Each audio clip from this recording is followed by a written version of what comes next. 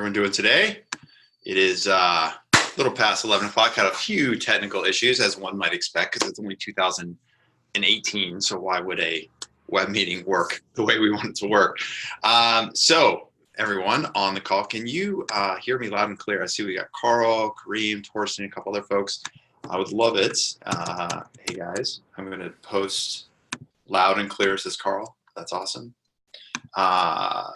I want to get rolling here in just a minute. So let me go ahead and share my screen.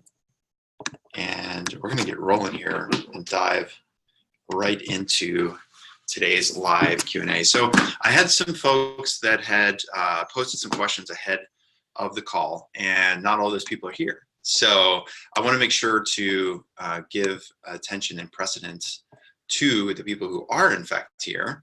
So if you would, in the chat box, let me just find the chat box again. If you would, in the chat box, I would love to hear, what is the number one question that you'd like me to tackle on today's call? What's the number one question you'd like for me to tackle in today's call? We're going to put that into the chat box right now. And just for context, as you guys are thinking about those questions, if you didn't submit one ahead of time, there's a lot of different ways that people talk about the sales funnel. And I think for simplicity purposes, that's the way I work. I like to keep things really, really simple. Hold on a second. Yeah. We'd like to think about the sales funnel in just basically three main parts. So at the top of the sales funnel, we have leads coming in, right? This is our, especially in enterprise sales, I think of this as our prospecting. And the job of prospecting is to find not just leads, but qualified leads. And then there's all the stuff we got to do our prospecting, our inbound, our outbound, what kind of inbound strategies are working, what kind of outbound strategies are working for us. What do we need to do to find those qualified leads and get them into our sales funnel? Then the next part of the sales funnel is our sales pipeline. And so this is now we have a qualified lead in our pipeline. We've talked to them. We know that if real need, real opportunity for us to work with them. There's budget, there's authority, all the stuff that goes with qualifying lead. Now they're in your sales pipeline, and you've got all these little steps along the way. Demo, needs analysis, working with the technical team to build out a work plan, all that stuff. And then the third part of your sales funnel are your paying customers. So this is the conversion from pipeline into the point where they're actually paying you money. And so in terms of prospecting, we usually measure in terms of numbers. So how many leads are we getting per day or per week, per month?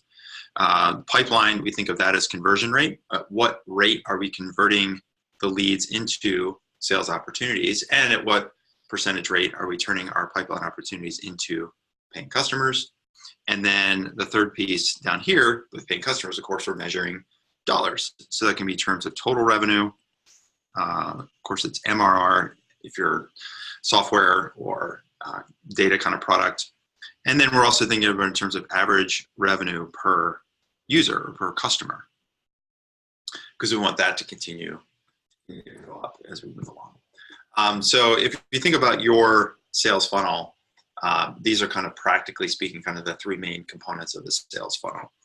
Now, if you're a sales manager, thinking about not just, okay, I'm doing the selling, but actually managing the team. So, and as a sales manager, that might mean you're the CEO. It might mean that you're the VP of sales, whoever is managing the sales team. What we found is there's kind of three main areas that are the job of a sales manager, whether you are a CEO managing the team or you're the VP of sales. So number one are developing metrics and KPIs for your team. So if it's an SDR, how many leads are they developing for you? How many qualified leads, how many pipeline opportunities, those kinds of things. Because those metrics also inform you in terms of your compensation plans.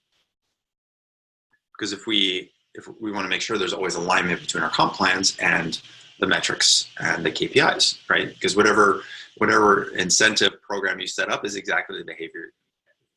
We always want to make sure there's alignment between the comp plans and the metrics to make sure that we're actually giving the right incentives for the behavior that we want, for the outcomes that we want. That's area number one. Area number two is hiring. So this is a huge, huge area. Whenever we connect with people, especially VP of sales, one of the biggest areas that they're always focused on the hiring side is like, how do I grow the team? I'm either hiring more SDRs, more AEs, I'm building out the customer success team, whatever that is. And in terms of hiring, it's not just hiring. There's actually a lot to it. It's job definition. So what are the jobs I'm hiring for? Do I need more SDRs? Do I need an AE? If I hire an SDR, is it an inbound? Is it an outbound? Like, how do I get really, really clear on the job that I'm hiring for so I can go out? And secondly, do the recruiting. How do I find? So actually make this a little simpler. And by the way, as you're listening to this, if you're just logging in, what I've asked people to do in the chat box is to post their question, push your questions into the webinar chat. We have a couple of questions that were submitted ahead of time, but I do want to make sure that I'm answering the questions for the people that are on, that actually made the time to come to the live Q&A here. So I'm just doing a couple things to prompt some thinking here. So on the hiring side, it's define the job. It's then find the people that you then want to hire that fit this job definition, all the recruiting that goes with that. Then it's the actual assessment.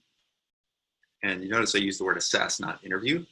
I think too many of us are still interviewing candidates, and too few of us are actually assessing candidates. And what I mean by that is we're bringing people in, we're like, okay, we did the phone screen, and then we're going to ask them questions like, hey, where do you see yourself in 3 years? Why do you think you'd be a good salesperson? Sell me this pen. We do all this stupid old school interview stuff, but we're not actually assessing people. We're not putting people on the phone. We're not giving them projects to work on. Most people are not doing behavioral assessments, which still blows my mind, that the data and the science is out there that behavioral assessments should and absolutely must be a key part of your process as far as looking and assessing talent.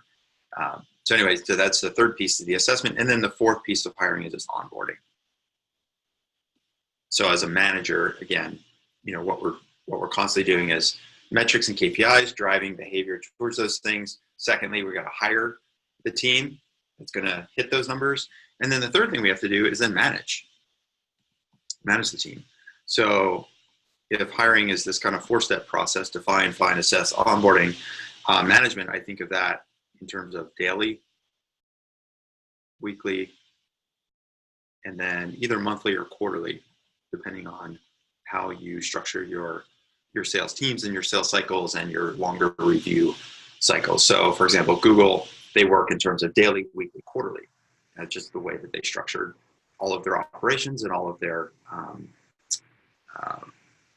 review sessions and setting OKRs, objectives and key results, and those kinds of things.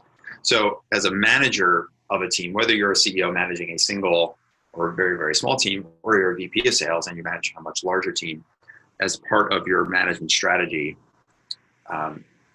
there needs to be a really clear daily way of managing. How am I helping and supporting the team around me to get them what they need? Weekly, looking at pipeline reviews and how am I doing those the right way, and making sure that week to week the deals are moving through the pipeline, and again, making sure the team has the support they need. And then monthly, how are we setting our priorities? How are we making sure that quotas and goals are being hit? Again, whether it's monthly or quarterly. So a big challenge for a lot of startup CEOs, if they've never managed salespeople, oftentimes will hire a salesperson and then say, okay, great, I heard you do sales, so go do sales, without actually thinking through, okay, how do I have to support this person? How do I have to manage this person? How do I course correct if they're off course and not performing the way they need to perform? So whether you're deep in the sales funnel and doing all the selling yourself, it's about prospecting, pipeline, paying customers.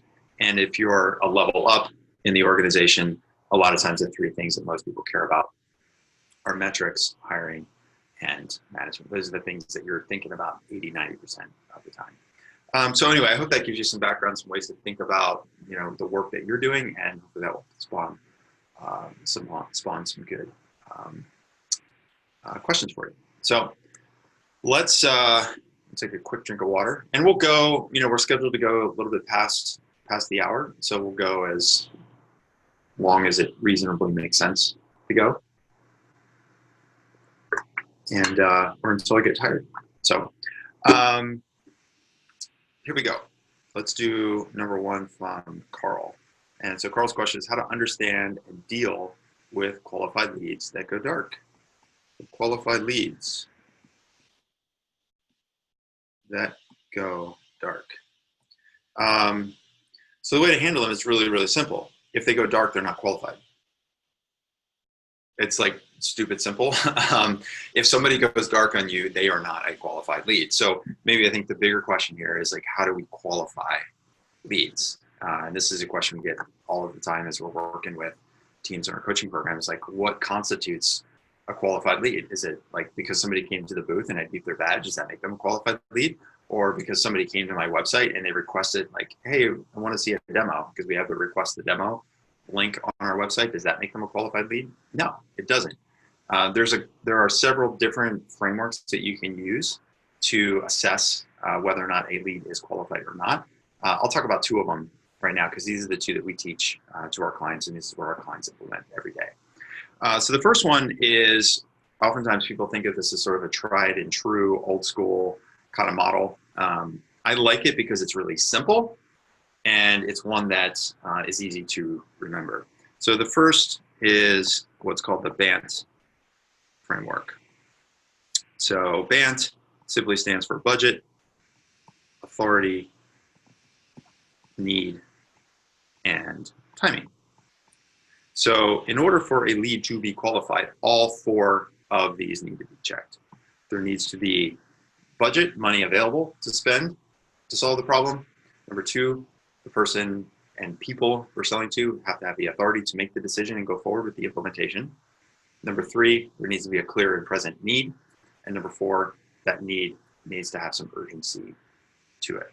So this BANT framework is really, it's pretty old school, it's pretty old world, but it works, because if you don't have all four of those things, you frankly don't have a qualified lead.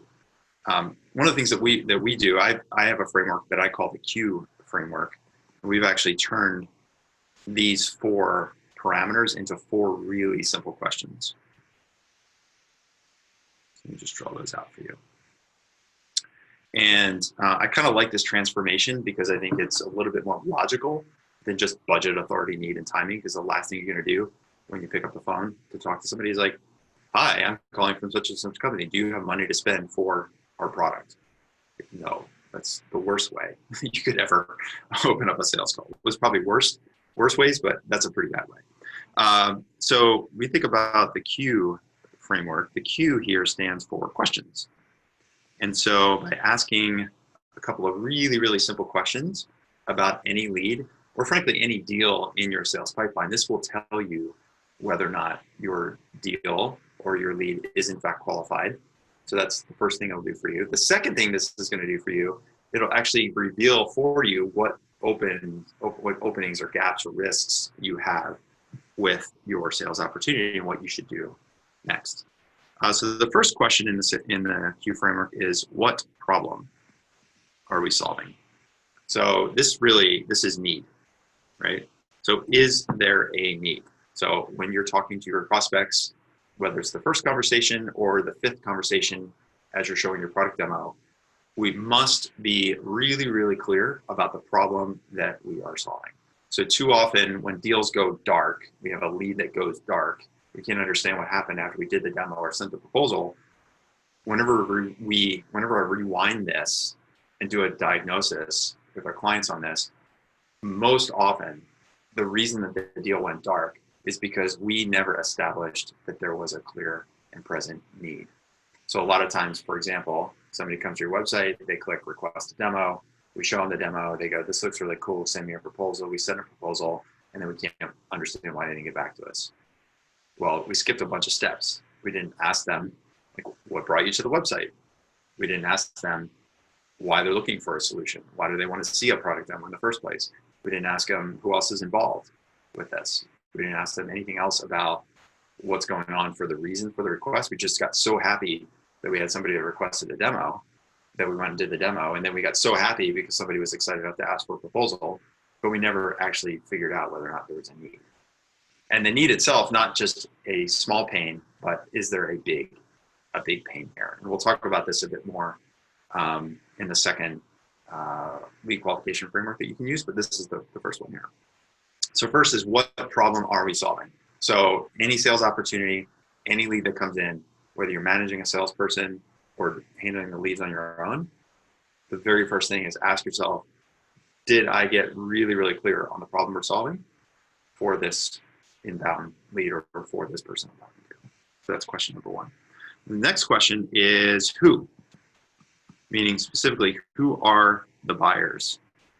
Buyers, stakeholders, decision makers, influencers, who are all of the people that are going to be involved with whether or not that company you're selling to is going to go forward or not. This is the authority piece. So again, the scenario of like, hey, send me a proposal. I just had this come up early, just 30 minutes ago. I was on one of our weekly group calls that we do with all of our clients in our startup selling program. And we had a situation where one of the teams in our group said, look, I sent this proposal and he ran it up the flagpole to the CEO, and the CEO said that it's just not top priority for us. What did I do wrong? I said, well, the thing where you went wrong was you didn't get direct access to the CEO. Like, it's not about making one connection with one person and then sending a proposal or doing a demo and sort of sending a one-pager and hoping that there's going to be a deal here. We need to get really, really clear about who are all the buyers involved in this conversation that's going to happen over the course of weeks and months.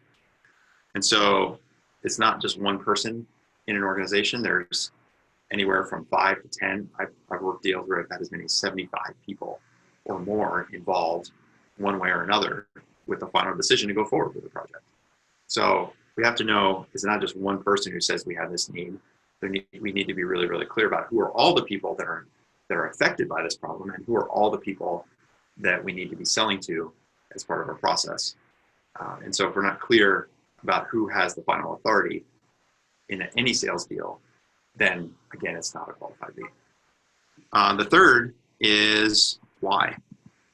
Specifically, why are they going to buy from us? So I always think of this as ROI. So if you're hearing questions like, oh, too expensive, or wow, we don't have budget for that, or how much does it cost? That means you're on the wrong side of the tracks here.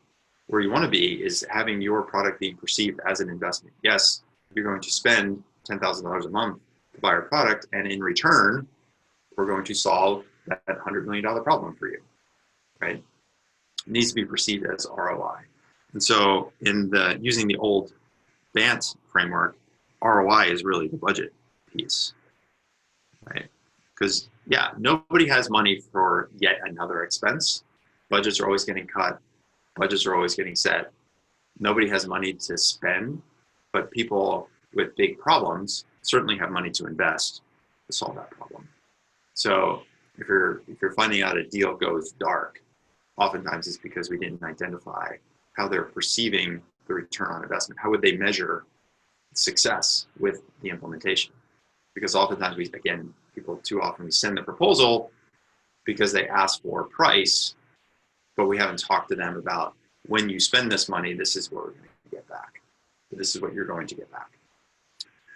And then the fourth question is how, meaning what's the plan or what's the implementation look like here? Just give me a second. And this is frankly timing. So again, as part of your lead qualification, we need to know, is this something that they want to implement in the next 3 months, the next 6 months, the next 2 days, depending on your sales and implementation cycle. So as part of this Q framework, with any sale, any opportunity, you have a deal that could be late stage in your pipeline. You could be clear on the problem. You could have talked to all the stakeholders and buyers. You could have done a cost benefit analysis and they go, great, we're going to spend $10,000 a month with you and get $10 million back in ROI. The fourth thing we have to be really, really clear about is when is this thing going to happen and how is it going to happen? So that's the timing piece. So BANT is kind of the old world style. I like it. I like translating that, transforming it into this Q framework and just basically asking these 4 questions, because this is an easier way for us to assess any lead, any deal in our pipeline. Can I answer these 4 questions? Do I know what the problem is? Have I talked to all the stakeholders? Do I know why they would buy? Do they know why they would buy? and if we talk implementation. And if you are able to answer all 4 of those questions positively, then you don't have to worry about a deal going dark because they're going to want to move forward with you. So that's framework number 1 is BANT, or the alternative version, which I like to use, is the Q framework. So that's number 1. The second one, this is something that is, I learned this from a guy named Dean Jackson. This guy is awesome. His website is called ilovemarketing.com. I actually went to a mastermind group. I belong to a coaching group myself. And 3 times a year, I get together with other business owners and we sit down and we figure out hard problems together. And Dean Jackson actually was a guest speaker over the summer. So he came and talked with us about different frameworks on the marketing and sales side of things. And so he talks about what he calls his 5-star prospect. And you'll see there's a lot of common pieces between what we just talked about and what he talks about. It's just, again, it's a different framework to be thinking about. So his 5-star prospect, again, you have to check all 5 boxes in order to be a 5-star prospect. So the first question is you ask yourself or identify for any lead is, are they engaging?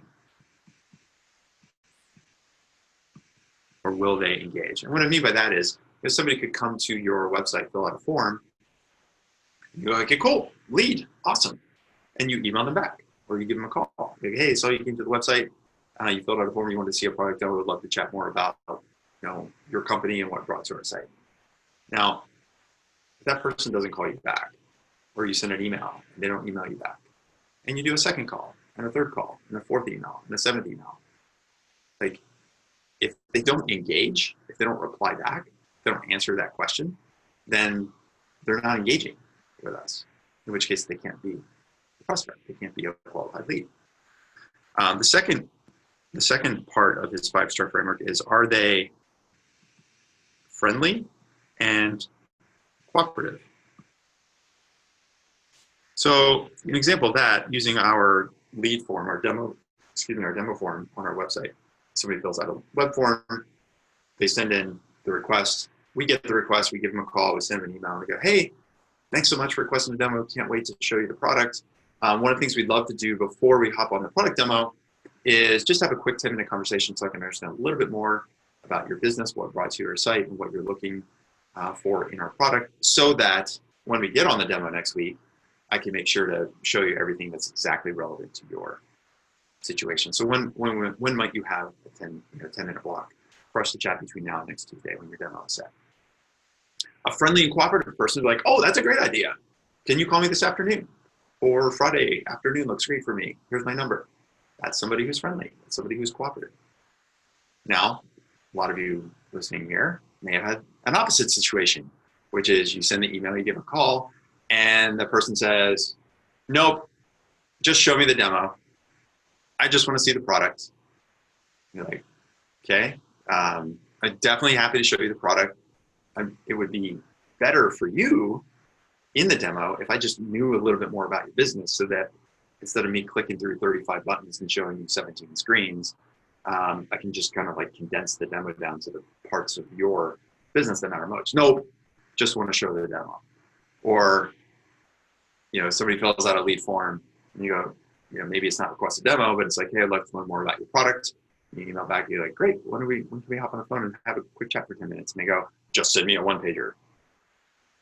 That's somebody who's not being very friendly and cooperative, right? So we're looking for people that are friendly and cooperative. So the top 2 questions are just about, like, are we dealing with a human being that is actually respectful and considerate, and the kind of people we want to spend time with. The next 3 are more related to the typical kind of lead qualification. So the number 3 is the client knows what,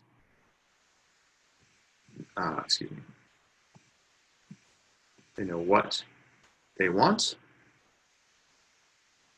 This is a lot around the need piece, that they specifically know, like, I got this problem and I need something that's going to fix it.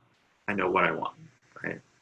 The 4th is they know when they want it I need to solve this problem, and I want to get this thing rolling by the end of January 2019 so that we can enjoy the benefits for the rest of the year, right?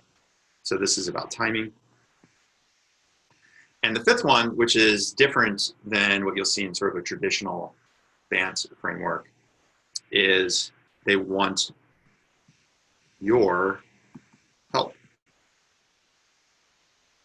Specifically meaning that they have already learned enough about your company, about your solution. They've spent time on your website, they read your white paper, they came to your webinar, they met you at the conference booth, they've already assessed other solutions, and of all of the ways that they're thinking about solving this problem, they've narrowed it down to you. They want your help. Now, of course, there's always going to be competitive situations. At a minimum, we want to get it narrowed down. But we know from the data that right now, the data shows 65% plus of the work of the buying process is done by buyers before they even contact sellers, because of the amount of information that's out there. People can go to your website, competitors' websites, go to LinkedIn, they can go to webinars, they can go to conferences, talk to their peers, all kinds of places to get information about you and your product. They go to product hunt, online reviews, whatever it is. They've got plenty of information, and they've already made 65%, 70% of the work that they're going to do to buy a product is going to happen before they even contact you. So by the time they do contact you, they should want your help. There's a reason that they are contacting you. So this is, you can see the bottom three are similar to more of a business-like kind of qualification. The top three is a human-like qualification. So these are, three different ways you can think about qualified leads. So if their leads are going dark, the very short answer is they're not qualified. The longer answer is this is how you qualify them. So let me take a quick break there. If you have any questions or comments or suggestions, you're welcome, Carl. By the way, Stephen and Julian are on the line as well. You can see two of me. One is a picture of me and one is live me. Stephen and Julian work with me. Julian is masking as me because he logged in as me on the webinar. I'm going to ask you guys, by the way, if you would, one of the questions we often get coming out of these Q&As, or people that interact with the work that we do, is like, okay, these are really, really good frameworks. How do I know this is the most important thing for me to be working on right now? Is it really a lead qualification question, or is it something else? Or, great, these are really good frameworks. How do I actually implement them for my business? And so one of the things that we like to offer to people is what we call a scale session. So a scale session is really, really simple. We'll ask you a few questions. We'll send you a form ahead of time. Just tell us a little bit about your business. What problem do you solve? What market are you going after? Where are you right now in terms of customers and revenue? Where do you be at the end of the year? Just so we can get a really clear sense of where you are right now and where you want to go. And then when we hop on the scale session, we'll ask you a bunch of questions about what you're doing right now in terms of your prospecting, your pipeline, and your pricing and paying customers, and help you build out a really specific, solid plan to help you to execute and actually implement this stuff. We offer this stuff for free, totally pro bono work that we do for people if we feel like you're qualified. That's one of the reasons we ask you to fill out that form. And if we feel like you're qualified and we feel like we can help you out with this call, we'll be happy to hop on the call and do that for you. The reason we do it is because just straight up, we know that there's a certain percentage of people who, when they do the scale session, they go, wow, this plan is really great. Now I'd also like help implementing this plan. So tell me more about your coaching programs. And if it's a good fit, then we'll talk more about that. So Stephen or Julian, if you would throw the link into the scale session for anybody that's on the call that wants to book that in, you guys can grab a time and we can just jam on your company if we feel like we can help you out. So it doesn't matter to us one way or another if somebody decides to join our coaching program, or we feel like they're the right fit for a coaching program, because we just know that there's enough percentage of people that will. So it's no stress to us if you join on the call and you decide that you want to do it on your own. Cool, here's the plan, go do it. The only way to get the plan is actually through the call. But those of you who do want help, we're happy to talk about it. Okay, so that was first question was qualified leads. Second question here from Kareem. How's it going, man? Hello over to France. I think you're in France right now, right? It's good to see you. So the question is, does a CRM, is that enough to get metrics? So we talked a little bit earlier here about metrics and KPIs. So whether you're managing your own work or you're managing a team, one of the things we always want to do is measure our work, right? It's one thing to like, okay, I did a bunch of calls a day. I sent out a bunch of emails. I'm closing some business. I'm converting some business into paying customers, or I've got a bunch of deals, active deals in the pipeline. Whatever you measure is the only way to know something about what the work that you're doing on is measuring it, putting numbers to it. And so the question here really is like, okay, I've got this CRM platform. Is that enough to get metrics? And I think when it comes to CRMs and more broadly talking about metrics, really the true answer to that is it depends. It depends on how well you're using your CRM and how well you've set up your CRM to match your sales funnel. And so what I mean by that, specifically, if we'll just take prospecting, because that's top of funnel and it's a place where a lot of us should be constantly measuring. So if we look at prospecting in general, and we think of it as having a specific prospecting plan of action, meaning what are the specific activities that you are actively engaging with and actively doing each and every week or month that is going to help you generate leads and hopefully a large number of qualified leads. So your prospecting plan of action is that it's like a business plan just for the prospecting part of your business. And so the challenge with prospecting is that there's no shortage of places where we could be spending our time, right? I mean, there's LinkedIn is one area. There's conferences, there's outbound, there are email campaigns we could be doing. There's referral partners that we could be doing. We do live events of our own, host our own events, do webinars. You could publish content, do content marketing. Another example, you could do upsells from your current clients. So there's, this is just a really, really quick list. The challenge is then saying, okay, well, which of these are going to be the place where we should spend the most time? We can't do all of these things effectively. We can probably do 2 or maybe 3 of these activities effectively. And so when it comes down to is a CRM good enough or not, then you have to really look at what is the activity that you're doing, and is that measurable via a CRM. So I'll take for me, it's the most obvious example is like LinkedIn. So if you looked at LinkedIn as a source for lead generation, source for prospecting, the challenge that if you've used LinkedIn for any period of time and a CRM for any period of time, the two just don't talk to each other. There's not a lot of ways to get conversations you might be having in LinkedIn, or people that are commenting or responding to your messages on LinkedIn. You can't really get that information into your CRM in an automated kind of way, right? And so if you're doing a lot of prospecting on LinkedIn, then it's going to be really hard for you to use your CRM to measure success of the work you're doing on LinkedIn, unless in the CRM. So if you have, we'll call it a deal card, we use ActiveCampaign here internally. Let's say there's a deal card, you have your sales opportunity name, and then you have like company and contact info. Making sure you have a field in there that's source of lead, and being really, really specific about that source coming from LinkedIn. And even more so in LinkedIn, right? You could be doing a number of different activities, right? You could have a LinkedIn ad. You could be using connections and messaging as a way to generate lead. Like lots of times I'll be chatting with, I'll connect with somebody on LinkedIn. Like, oh, hey, great to connect. Just read more about your company. And then I'll go to their website and I'll read more about their company, and I just sort of get curious. I'm like, oh, that's a pretty interesting product. I wonder what, specifically what customers they're targeting, or do they even know what customers they're targeting? So I'll just kind of ask a couple questions, like, tell me more about your business, or what kind of customers are you going after? How do you price your product?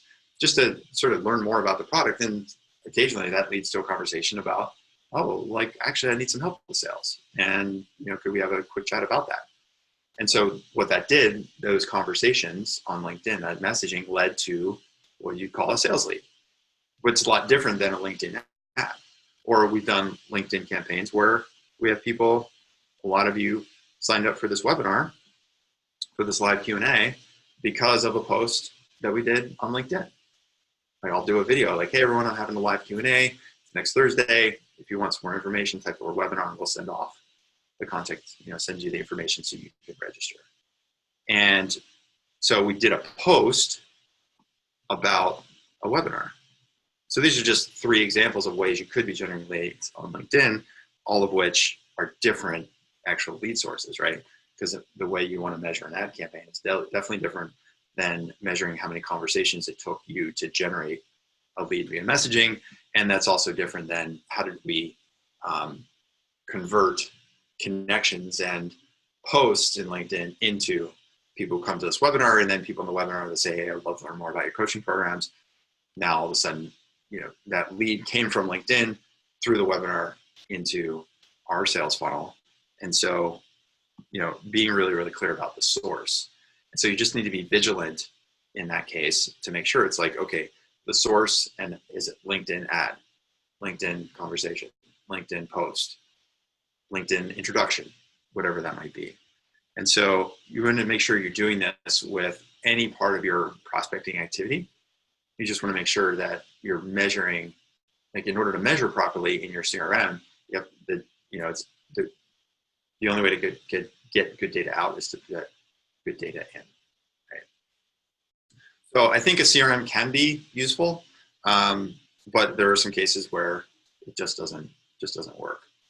So I would say, especially for small companies or startups, less is more. There's usually, I talked earlier about KPIs, key performance indicators.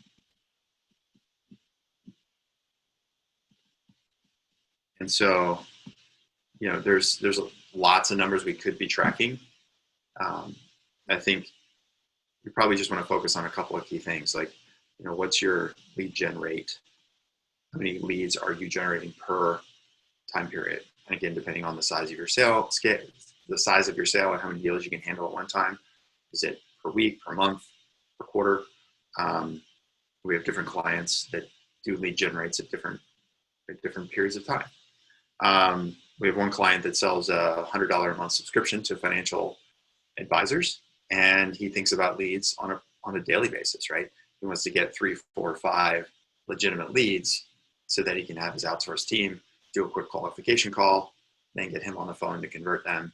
He wants to convert, 1 or 2 of those every day if he can, or at least a couple a week, right, to help build up that subscription part of his business. So in his case, lead gen is a daily thing. Now we have other clients, on the group call I just mentioned earlier, we've got 2 clients actually that are doing $250,000 deals, right? So it's not like they have a traditional SDR. It's just like banging the phone, trying to get as many leads as they can. They're actually being really, really surgical about the companies that they are targeting right now. That's an account-based selling strategy. So they don't really care about, did I get like 27 leads today? It's more about, on a month-to-month basis, do I have enough good leads coming in so that I can qualify them and then get them to the next stage in January. And then after that, move them to the next stage in February, so that by March we can have a pilot program up and running. So I would definitely measure lead gen rate. The other thing I would also measure is, I mentioned earlier about percentage rate of qualification. So how many leads that you're generating are actually turning into qualified sales opportunities. And then this is one that I saw a LinkedIn post about, and one that's come up a couple different times, is time to close or time to loss. It's a big, big number that most companies are not tracking because they have this pipeline pileup. meaning that I've got more deals coming in, I got more leads coming in, I'm putting them into my sales pipeline, and the deals are piling up, nothing's converting, or it's converting at a much slower rate than the deals are stacking up. And a lot of times those deals are stacking up, not necessarily because you're doing a fantastic job of qualifying and getting a bunch of good sales opportunities. They're stacking up because we're afraid to hit the lost button, or afraid to take it out of the sales pipeline and put it back into long-term follow-up, because it makes us feel like we failed. And so there was a post yesterday on LinkedIn that I replied back to. There was a woman, I can't remember her name, CEO of her company. She said she's been analyzing her sales pipeline, and for the last 46 periods, she said her time to loss was 1.7 times the length of time versus a time to convert.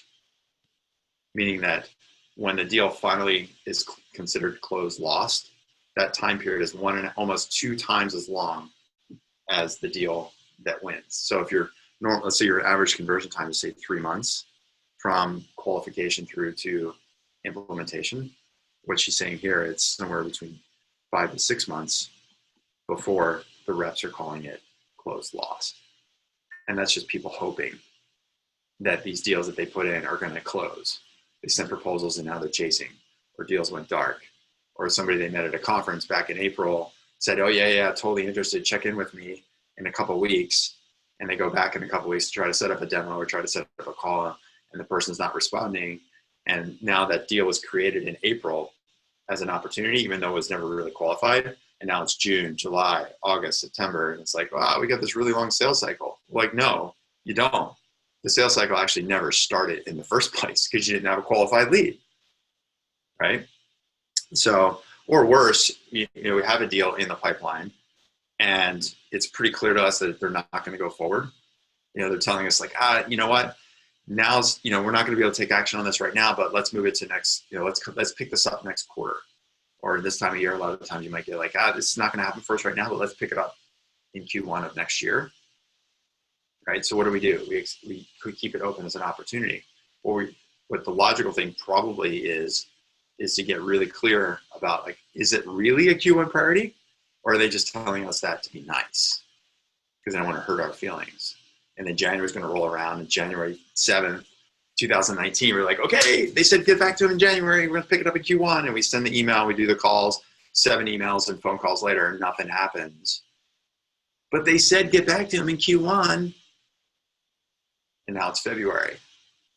And then there's a big conference in March, so we're going to ping that person, hey, I'm going to be at the conference, you're going to be at the conference, let's meet at the conference. And they go, okay, yeah, why don't you let me know when you get there, send me a message, and then if I have time, we'll meet up for coffee. Okay, cool. We consider that an active opportunity. It's not. They told you Q1 to be nice. So let's be clear about that, because that's the only way we're going to get real visibility in your sales pipeline. So good data out only happens with good data in. So we're putting incomplete or bad data in, whether it's prospecting or deals, we're going to get bad data out. So it doesn't matter if it's a CRM, a spreadsheet, or some chart on the wall. The data out is only as good as the data we put in. So hope that makes sense. You're welcome, Kareem. All right, how are we doing on time?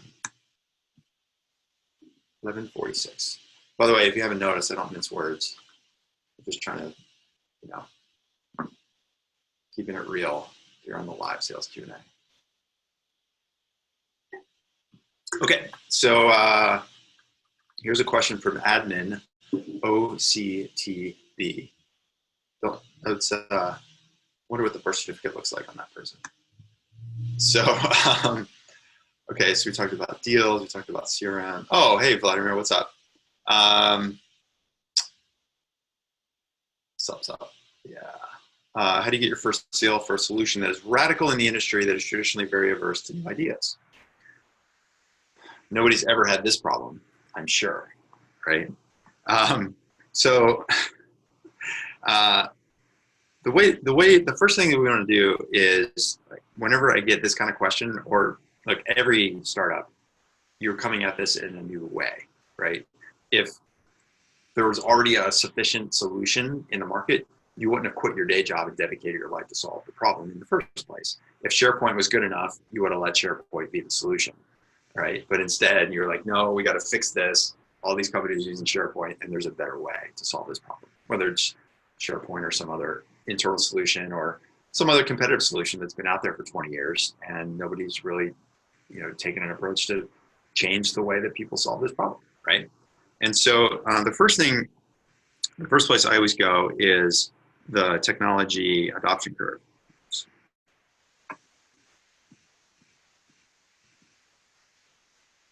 Technology adoption curve. So Jeffrey Moore talked about this as crossing the chasm.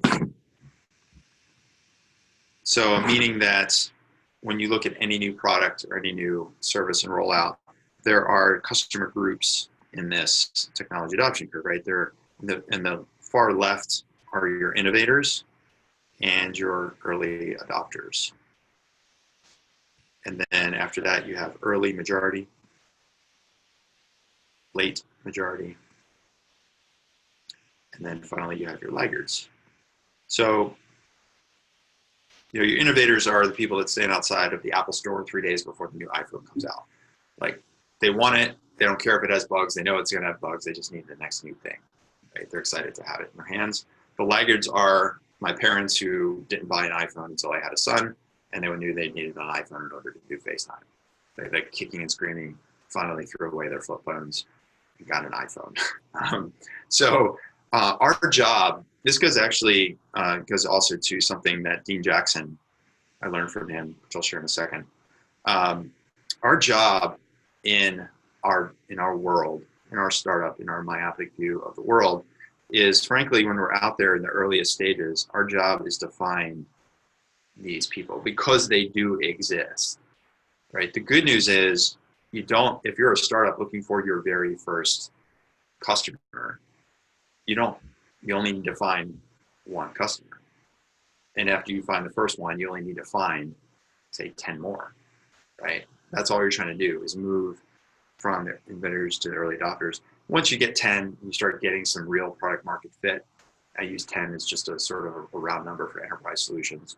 It could be 100, it could be 3.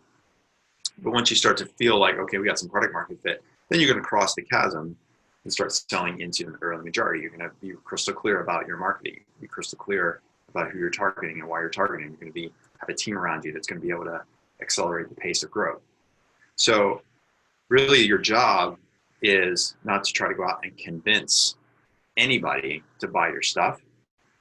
What you're looking for is people that are ready to buy your stuff. You just have to go find them. So as a caveat to this 5-star prospect system, what the other thing Dean Jackson said is you cannot create 5-star prospects. You can only discover them. They are out there. You just have to go find them. Right? That's why Steve Blank talks about doing customer development.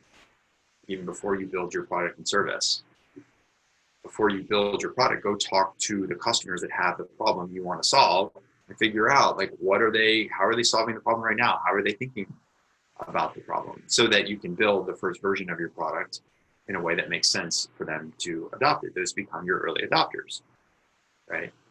So if we haven't done that, first of all, if we just built something and haven't done the customer development work and the customer discovery work, well, it's gonna be much, much more difficult. But most importantly, if you've built a product that solves a real and present problem for people, then our job is to simply go out and just help those, is to go and discover those prospects. And so the places that tend to be good places to discover 5-star prospects, depending on your industry, conferences, for example, and not just any industry conferences, but for example, when I was in the mortgage industry, I sold data analytics software to the mortgage industry for more than a decade. And there was always these big mortgage conferences, and some of them were just stodgy old white dudes in blue suits and yellow ties. But some of those conferences were actually smaller, and it was like the Mortgage Bankers Association Tech Conference. And so there was 20,000 people at the main industry conference, there was like 2,000 people that went to the MBA tech conference. So I knew, okay, if I go to that conference, I have a much better chance of finding people that are innovators and early adopters because they're looking for a new solution. This is also really important to know your buyer persona. Who are the kinds of people that would be more likely to adopt new technology? So again, using my experience from when I was selling software at Blend, so selling enterprise mortgage lending software to the biggest banks in the United States, one of the persona profile characteristics that we found, there's a couple, but one of them was somebody who had left mortgage for a stint. So somebody who actually left the mortgage industry, went somewhere else and came back to mortgages. So one of the companies, the early companies we were working with, their COO or their CIO actually left mortgage banking, went and worked at a consulting company that helped implement technology solutions for mortgage companies, and then came back into working at a lender. So that was a signal to us that, oh, this guy gets it. Like he actually was out solving the very same problem we're trying to solve, which is like implement new age, modern technology into the mortgage industry. Like he left mortgage to go do that, and now he's back in mortgage. So we're going to be much more aligned from a persona standpoint. That's one example. Another example is looking at what other products that your target market is using. So, for example, if we found a lender that was using Salesforce or really any other kind of cloud software, even if it was on the HR side of the house, if we knew they were using cloud, we knew we had a much better chance of moving that deal into a real opportunity and actually working with them. And in our case, like this is going back when I was there, it was 2013, 2014, which seems like eons ago, because it was, if you think about the cloud and Amazon Web Services and all that stuff, it's commonplace today. Even 5 years ago, most companies are still trying to get on the cloud. If you think about TV commercials 5 years ago, it was like, get on the cloud, get on the cloud, get on the cloud. Now it's just sort of a given that everybody hosts their platform on Amazon or Microsoft or Dell or wherever it's hosted. And so we would oftentimes go into some of these banks and lenders and find that all of their systems were still sitting on a locally hosted server. Like they actually had like a data center. They're like, oh crap, like we have no chance here if they're using a data center. But if it was a lender that was using Salesforce or Zenefits or any of the other sort of cloud-based platforms, that signaled to us, oh, that's a lender who gets where they need to be taking their business and where they need to be taking their operations. It's not about downloading versions of software on the locally hosted server. Like it was about getting scale in the cloud with the right partners. And so the biggest thing you can do is identify the right buyers with the right problem, and then focus on getting that very first customer. So there's a really good podcast. I have a podcast called Startup Selling, Talking Sales with Scott Sambucci, me. There's a podcast interview I did with a guy named Chris Duggan, Duggan. So Chris is a guy I've known for many years now. He was an advisor at Blend. Before that, he was an advisor at Palantir. He also worked at Stephen and Julian. You guys might be able to help me out. Not GoToMeeting, the other one, the other web meeting software. Anyway, he drove like the first $100 million of revenue for the other web meeting software that wasn't GoToMeeting back then. It's like going back 10 years. So he's done really, really big enterprise stuff for a really long time. And so one of the things that he always talked about is those, and we did this at Blend, our first couple of customers, they almost felt like custom implementations. And I say almost felt like custom implementations because they felt custom to the customer, but we made sure as we were building and implementing that what we were building and implementing still fell in line with our product roadmap and our product vision. So it wasn't like they just hired us as consultants and we built whatever they wanted. We said, okay, here's your problem. We got agreement on the problem.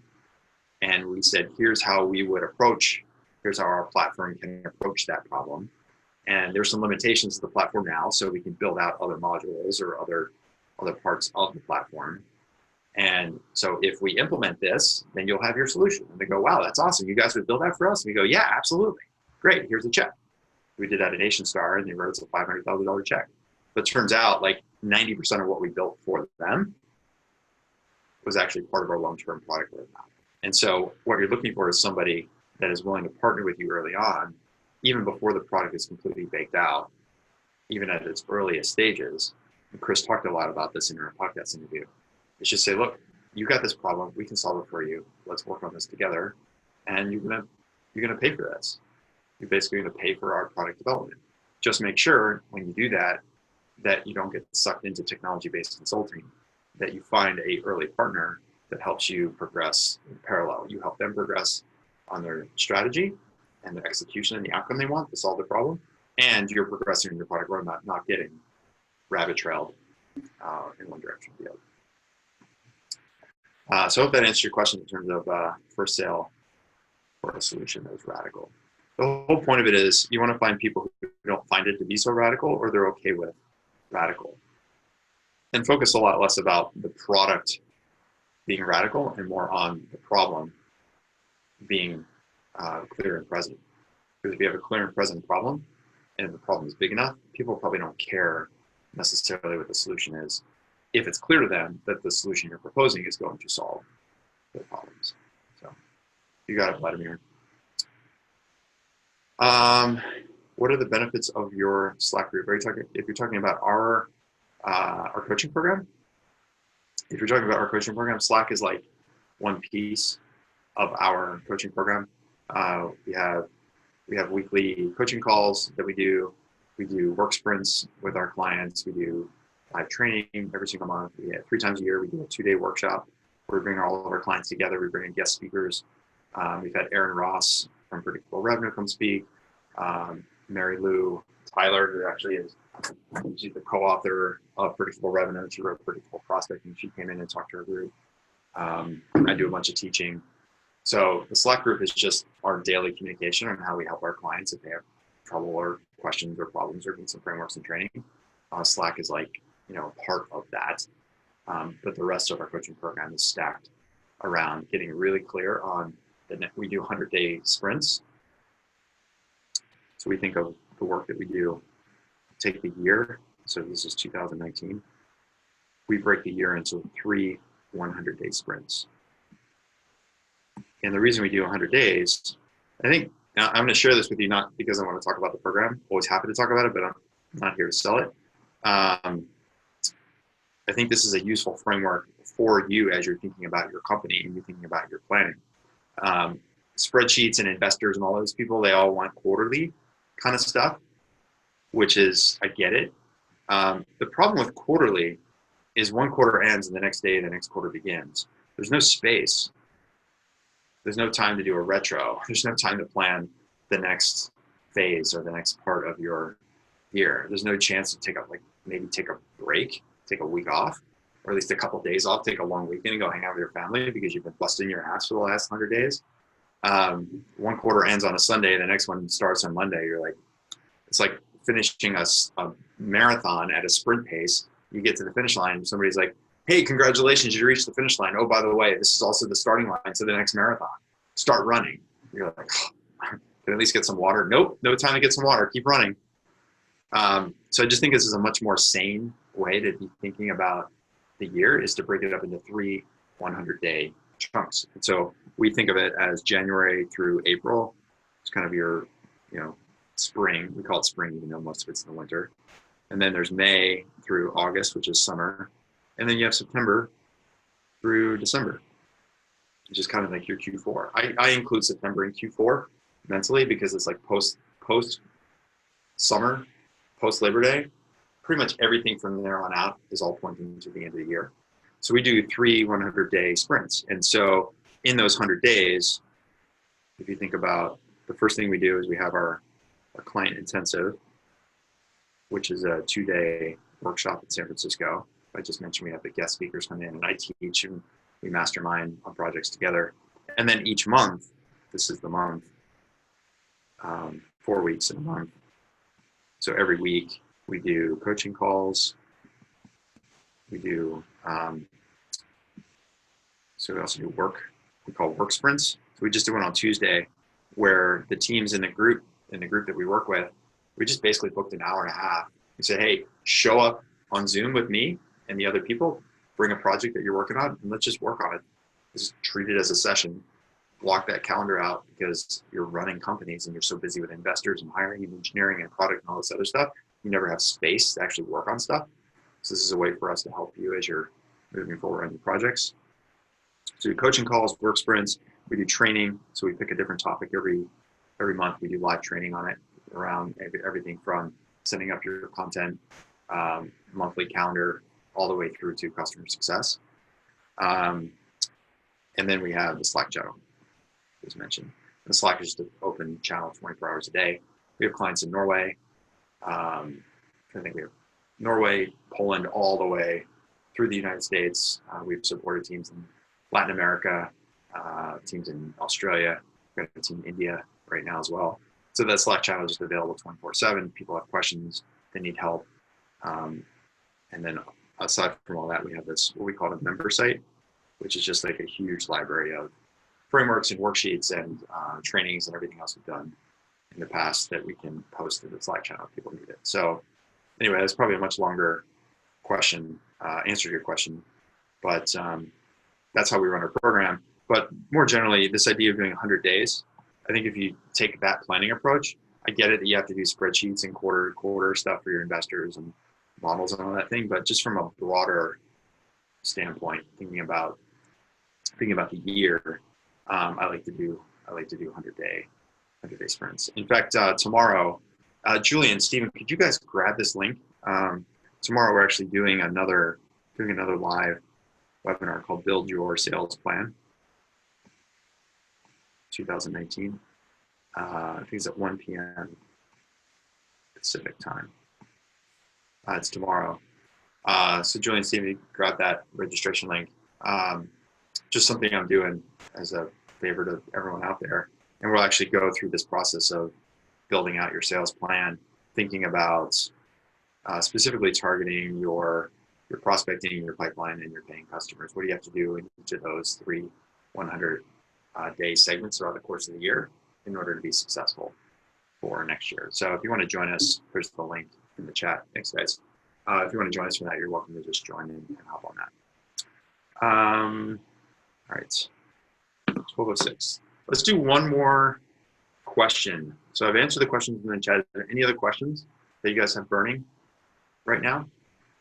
While you're doing that, Steve and Julian, also, would you also post the link, just repost that link to that scale session as well, just in case people want to, as they're starting to get questions answered and think more about next year. If you guys want some help building out your sales plan for next year, you can come to the webinar tomorrow, or you can book in a one-on-one with us.